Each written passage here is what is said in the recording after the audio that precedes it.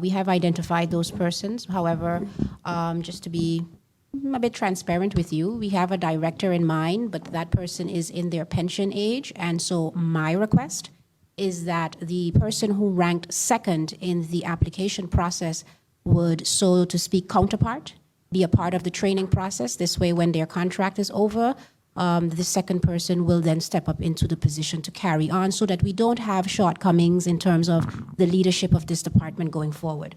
When we speak about being understaffed, we have to look at the qualifications for one to become part of the National Detectives. It's part of a growth. So you don't just apply for the position and take up the position. You have to go through the channels of becoming an officer first, going through, the on-job experience, grow within the ministry. That is what we want to do.